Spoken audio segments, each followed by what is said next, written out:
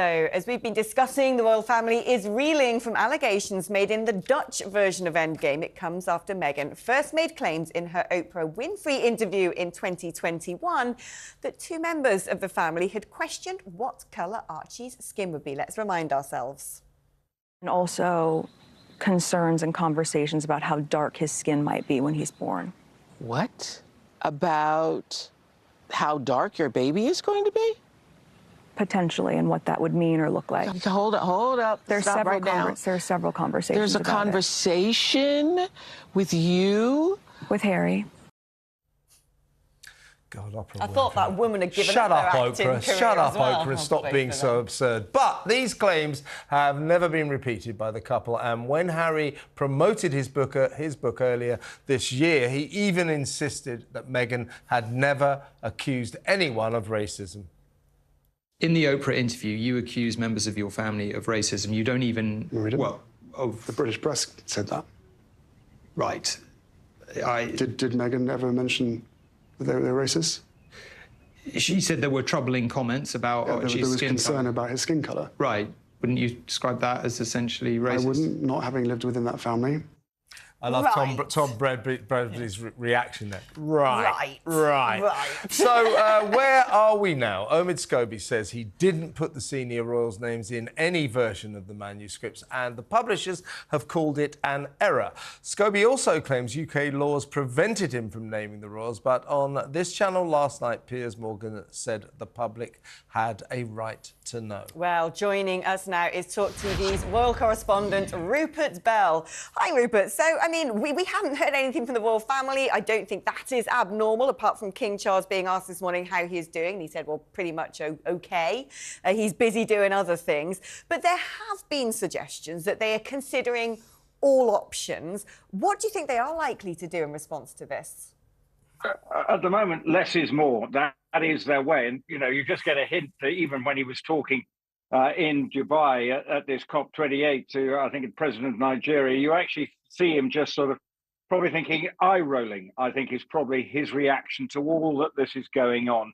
And as they have been eye-rolling for the last year or so, with yet more sort of digs at members of the royal family. And that, I think, is the frustrations overall for them. The only thing they've ever said, any member of the royal family said, was when William, when he was walking to an engagement, when asked, sort of shouted back, this family's not racist. And I think that's as far as it will go, because they will hope it will blow over. But unfortunately, Omid Scobie's book has clearly, opened up yet further speculation as to what was going on, and unnecessary speculation. And of course, the Sussexes have said they haven't sat down with Omid Scobie, but members of their circle have. And that's the problem, or have been supplying sort of their side of the story quietly, as they did in Finding Freedom, which they denied initially, as you mentioned just a few moments ago. So for the royal family, I think while they may be frustrated, I don't feel they need to make any more, because it will just exacerbate the situation, which is what they don't want. But unfortunately, the Sussexes seem to be occasionally loving the spotlight and causing more hurt within Harry's family. Well, yeah, Rupert, and I agree with you about the royal family. I suspect, although they're letting it be known that they're looking at all options, which in itself is quite unusual, because their usual approach to all potential scandals are never explain, never complain, act like it's not happening. So that in itself, I think, is significant.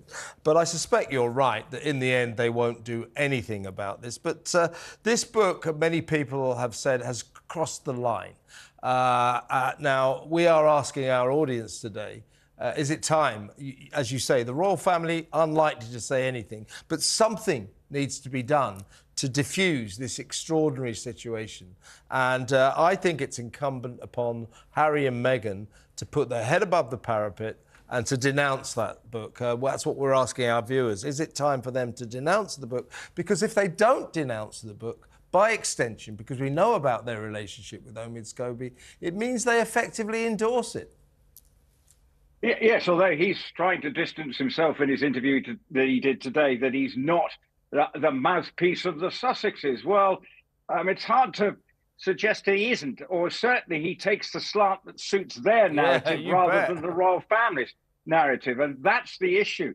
So he may not be a personal friend or a close personal friend of Meghan and Harry, but clearly his take on the royal family is one that fits the Sussexes narrative, that it's an institution that is crumbling, hence the title, The Endgame. But the monarchy's always had crisis to deal with through centuries. And while this is, I imagine, it might feel a bit more like a storm than a storm in a teacup.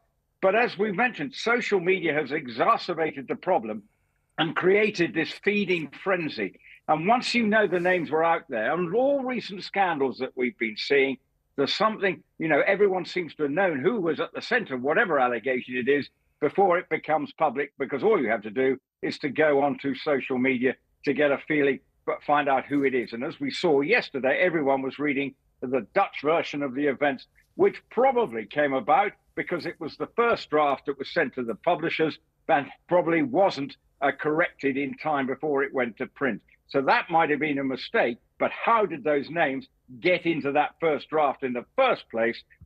Presumably what happened, Omid Scobie wrote a book to begin with, and I'm speculating here, and then it goes to the legal departments to check out what's right, what can they publish. That tends to be the order of the way with these things, and something may have slipped through the net to allow this to happen in the Dutch version. Important to stress that Omid Scobie denies having anything to do with this paragraph going into the Dutch book. So the mystery continues. Over to you, Alex. Yeah, I mean, talking about this idea that the royal family are crumbling, King Charles has been invited to give the opening address at a global summit, COP28, whatever you think of that summit. It's quite important that the King of the United Kingdom is there, being able to talk on the world stage. To me, it doesn't look like a monarchy crumbling at all.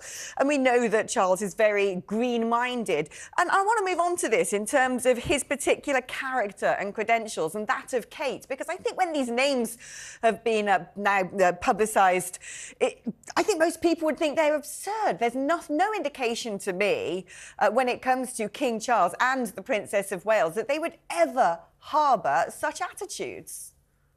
I couldn't agree with you more. I think it's absolutely the situation.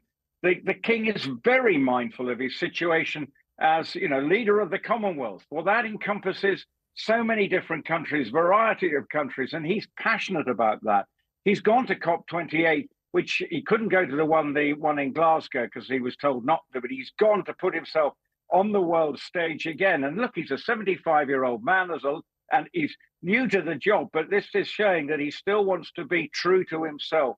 And he's passionate about trying to be the king of all the United Kingdom. And that means not just for the select few, because he knows that if he is not a monarch for all, then the institution won't survive. And it has to be something that people feel has a relevance. Now, of course, amongst the younger generation, there is probably general ambivalence and don't really care about it one way or another. But it is the way we have this country set up. We have a monarchy with a democratically elected government. Will it change? No, but King is doing I think, has settled into his job very positively. Quick last question to you, Rupert. Great to have you on board. Thanks for joining us. I think Piers Morgan has done the British public a favour. Why should we be in the dark about this? We have a right to know.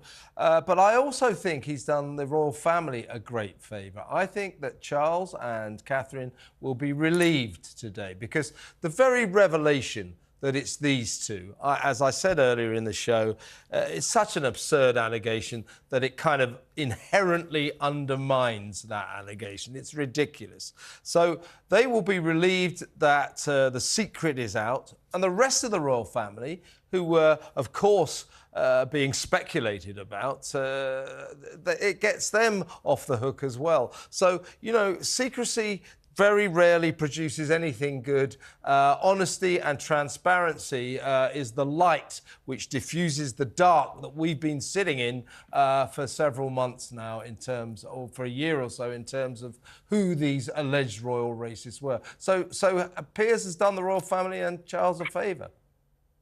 Well, yes, it's out in the open that it may be these two, and we don't know for certain.